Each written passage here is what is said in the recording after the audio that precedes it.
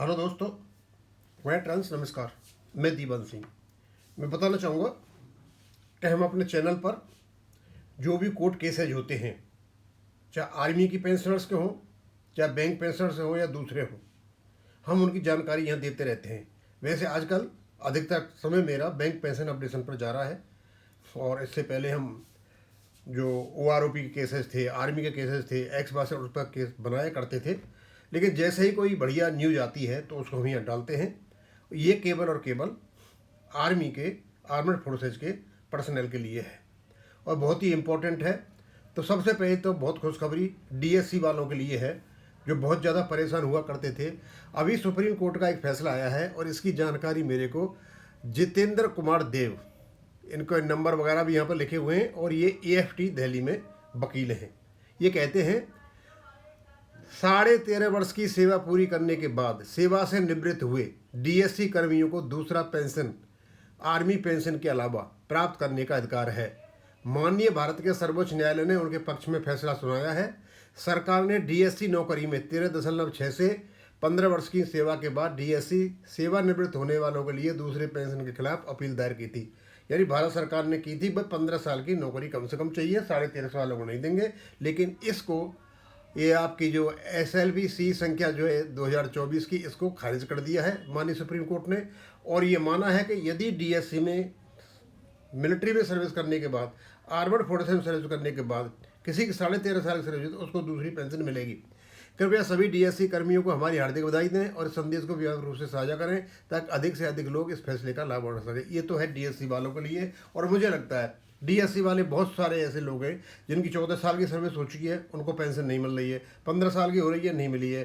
तो आप अपना पेंशन के लिए अब मुझे तो यही लगता है कि ये भी आपको जो फैसला दिया है ये ऑटोमेटिक करते हैं। कैसे करते हैं ये जो मुझे पता नहीं, कि वकीलों के पास जाना पड़ेगा, पर यह केस डिसाइडेड हो चुका है। और 13.5 साल की सर्विस यदि आपने DSC में की है तो आपको सेकंड पेंशन मिलेगी। एक और बहुत इम्पोर्टेंट केस है जो ये हुआ है कहाँ, इलाहाबाद हाई कोर्ट में, और सिंगल जज का केस है ये जानकारी मुझे एडवोकेट प्रेम कुमार जी ने दी थी। उनका नंबर भी यहाँ पे दे रखा है। ये भी AFT में सीनियर एडवोकेट है, और ऊपर वाली भी उन्होंने बताई थी, लेकिन वो नॉर्मल बताई थी। इन जितेंद्र जी ने वो लिख करके बता दी थी प्रॉपर तरीक़ा से।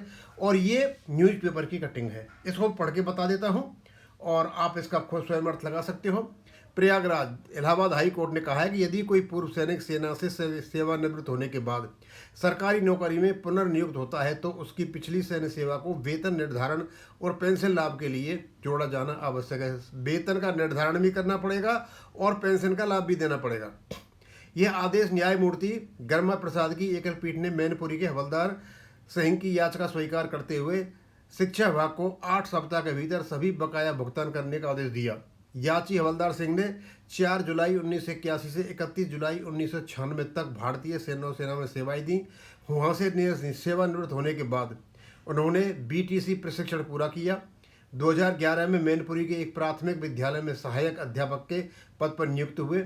31 मार्च 2025 को सेवानिवृत्त होने के बाद उन्होंने 15 वर्ष की सैन्य सेवा को शिक्षा विभाग की सेवा के साथ जोड़ने की मांग की थी, जिस पर विभाग निर्णय नहीं दे पा रहा था।